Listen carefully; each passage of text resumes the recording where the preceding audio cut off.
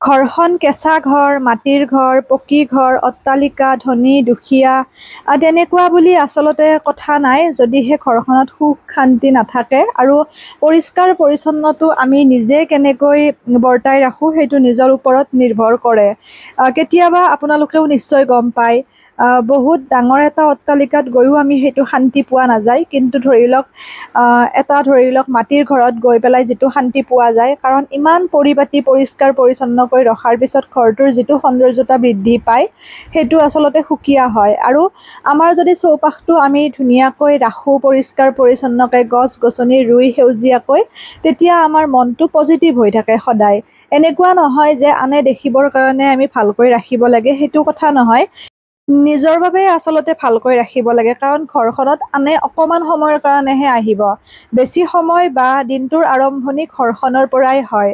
সেইবাবে আমি ঘৰখন পৰিপাটিকৈ ৰাখিব পাৰিব লাগে আৰু তাত নিজৰ ব্যক্তিত্বটো প্ৰকাশ পায়। মই তেনেকৈ ভাবোঁ। অৱশ্যে প্ৰত্যেকৰে চিন্তাধাৰা বেলেগ বেলেগ। এতিয়া ধৰক আমাৰ ঘৰখনত যিহেতুকে মা দেউতা আৰু মই, আমি তিনিজন, মাৰটো অসুখ আগৰ পৰাই। কিন্তু যেতিয়া মই সৰু আছিলোঁ তেতিয়া পৰিৱেশ পৰিস্থিতি বহুত বেছি বেয়া আছিল। এতিয়া কথাটো হ'ল, পৰিৱেশ পৰিস্থিতি বহুত বেয়া আছিল, এনেকুৱা নহয় যে দুখীয়া আছিলোঁ, অভাৱ আছিল সেইখিনিৰ কাৰণে বেয়া আছিল, সেইটো মই কোৱা নাই। অভাৱ অভিযোগ থকাৰ পিছতো পৰিষ্কাৰ পৰিচ্ছন্নটো যদি আৰু নিজে পৰা কামখিনি যদি নিজ হাতেৰে কৰা যায়, তেতিয়া ঘৰখনৰ অভাৱৰ মাজতো যিটো পৰিৱেশ সেইটো ঠিকে থাকে, নষ্ট নহয়। অভাৱ আৰু পৰিৱেশ দুইটা কিন্তু বেলেগ বেলেগ বস্তু। গতিকে আমি অভাৱী হ'ব পাৰোঁ বা টকা পইচা নাথাকিব পাৰে, কিন্তু যিখিনি আমাৰ ধৰি লওক হাতৰ বিদ্যা বা হাতৰ কাম বা পৰিষ্কাৰ পৰিচ্ছন্নকৈ ৰখাৰ যিটো দায়িত্ব, সেইটোৰে কিন্তু অভাৱ আৰু সেই বস্তুটো দুইটা এটা বেলেগ বস্তু। অভাৱ থাকিলেও আমি হাতেৰে গোটেইখিনি ধুনীয়াকৈ পৰিপাটি কৰি পেলাই ঘৰ এখন সুন্দৰকৈ ৰাখিব পাৰোঁ, সেইটো কথা।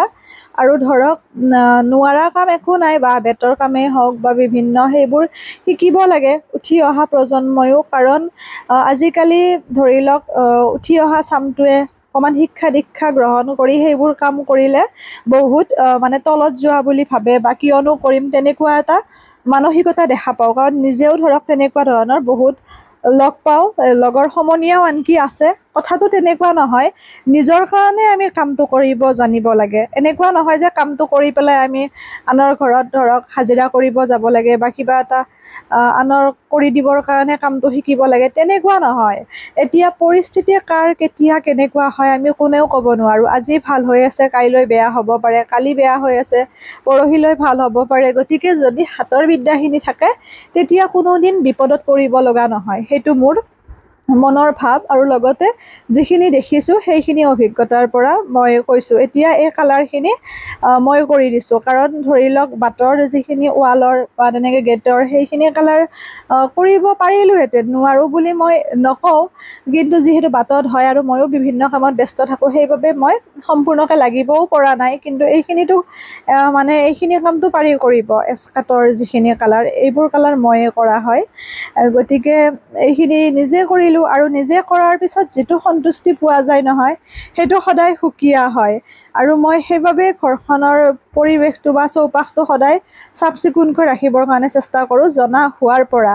এনেকুৱা নহয় যে সদায় অকল ময়ে কৰি আহিছোঁ, ময়ো কৰোঁ, কিন্তু যিহেতু মই কাটিঙৰ ক্লাছত ব্যস্ত থকা হয়, তেনেকৈ ওচৰৰে ভাইটি কৰি দিয়ে, কৰে, কাৰণ কামটো শিকিছে, কামটো শিকিব লাগে, জানিব লাগে প্ৰত্যেকে।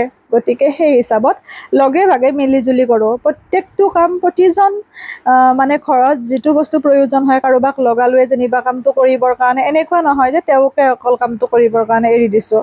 মই সম্পূৰ্ণৰূপে লগত থাকোঁ, লাগি দিওঁ, চাওঁ, আৰু তেনেকৈ আমি অভিজ্ঞতা বুটলিবও পাৰোঁ যে কোনটো কাম পৰিপাটি হয়, কোনটো কাম কোনে কৰিলে সঠিক হয়, সেইটো আইডিয়া আমাৰ আহি যায়। ভাল লাগে। নিজৰ ঘৰখনৰ বাবে নিজে কৰিব লাগিব, আনে কৰি কেতিয়াও নিদিয়ে। আৰু সদায় কামখিনি কৰা যায়, তেতিয়া এদিন গোটেইবোৰ কাম একলগ নহয়, সেইটো কথা। ভিডিঅ'টো অকণমান সাঁচি ৰাখিছিলোঁ, সেয়ে আপোনালোকৰ মাজত আগবঢ়াই দিছোঁ। একো নাই, ল'ৰা ছোৱালী বুলি কোনো কথা নাই। আজিকালি অৱশ্যে অভিভাৱকসকলে সেইটো উপলব্ধি নকৰে যে মোৰ ল'ৰা নাই, ছোৱালী। কিন্তু আগত বা এতিয়াও কিছু সংখ্যক মানে ক'ৰবাত আছে তেনেকুৱা ধৰণৰ, কিন্তু সেইবোৰ কোনেও ভাবিব নালাগে ল'ৰা ছোৱালী বুলি এটা তেনেকুৱা মানসিকতা গঢ় ল'ব নালাগে, কাৰণ ছোৱালীয়ে বহুত কৰিছে, ল'ৰাতকৈও আনকি ওপৰত গৈছে। আচলতে ভাল বেয়া দুয়োটা দিশত থাকে, ল'ৰাটো থাকে ছোৱালীটো থাকে। এতিয়া সংস্কাৰ, ঘৰখনৰ সংস্কাৰেহে আচলতে ল'ৰা ছোৱালীক গঠন কৰে, সেইটো কথা। এতিয়া ছ'চিয়েল মিডিয়াৰ ক্ষেত্ৰতে যদি ক'বলৈ যাওঁ, ভিডিঅ' ক্ৰিয়েটৰ বহুত আছে, কিন্তু বহুতেইতো ধৰি লওক সকলোখিনিয়েতো এটা উশৃংখলমূলক ভিডিঅ' বা অশ্লীল ভিডিঅ' বা কিছুমান সমাজলৈ কুবাৰ্তা যোৱা ভিডিঅ'টো বনোৱা নাই। তাতেই বুজিব পৰা যায় সৰুৰ পৰা কেনেকুৱা সংস্কাৰত ডাঙৰ দীঘল কৰিছে। আৰু ল'ৰা ছোৱালীক মোবাইলটো অকল এৰি দিলেই নহ'ব, কি কাম কৰিছে বা কেনেদৰে ব্যৱহাৰ কৰিছে সেইটো নজৰ ৰখাৰ দায়িত্ব অভিভাৱকৰ আছে। আৰু যিখিনি ধৰি লওক ডাঙৰ কথা নুশুনে, তেওঁলোকে যদিও নজৰ ৰাখিব নোৱাৰে, অন্ততঃ গমটো পাব যে কোন দিশত গৈছে বা কেনেকুৱা ভিডিঅ' বনাইছে, তেতিয়াই সেইখিনি তেওঁলোকে বাধা দিব লাগে। যদি এবাৰত বাধা দিয়া হয়, তেতিয়াহ'লে তেনেকুৱা ধৰণৰ ভিডিঅ' নিশ্চয় বনাব নোৱাৰে। আৰু সেইবোৰ ভিডিঅ'ৰ পৰা অকল যে ভিডিঅ' বনোৱাগৰাকীৰ কিবা এটা ক্ষতি হৈছে তেনেকুৱা নহয়, তেওঁৰ গোটেই বংশ পৰিয়াল লগতে পিতৃ মাতৃৰ বহুত এটা ডাঙৰ প্ৰভাৱ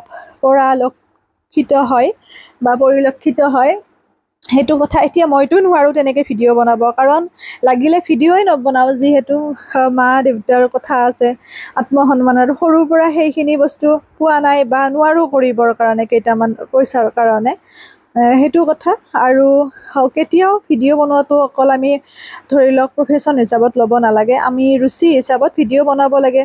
নিজৰ দৈনন্দিন কিবা যদি কৰ্মৰাজি আছে, কিবা এটা বাৰ্তা যোৱা ধৰণৰ, সেইখিনি আগবঢ়াব পাৰোঁ। অকণমান পৰিৱেশটো দেখুৱাই দিছোঁ, দেখিছেনে মোৰ সন্মুখৰ বাগিচাৰ।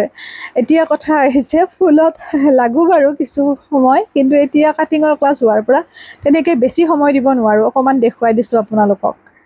এইয়া কালাৰখিনি কৰি দিলোঁ, অকণমান ভাল লাগিছে, লগাম ৰ'ব নতুন নতুন ফুল। আৰু এইয়া মোৰ ঘৰৰ পৰিৱেশটো, এইটো ৱালখিনিত কালাৰ কৰিলোঁ। ৱালখিনি কিন্তু এবছৰ হ'ল দিয়াৰ কাৰণে, কালাৰ কৰা হোৱা নাছিল। আৰু গেটতো কালাৰটো কৰি দিয়া হৈছে। অকণমান দেখুৱাই দিলোঁ, চাব বিচাৰিছিল ফটোখন দিওঁতে। এইয়া এইটো পৰিৱেশ, আৰু কাম বহুত বাকী আছে, কৰিম লাহে ধীৰে। প্ৰথমতে বাউণ্ডেৰীটো অকণমান দি ল'লোঁ। এইয়া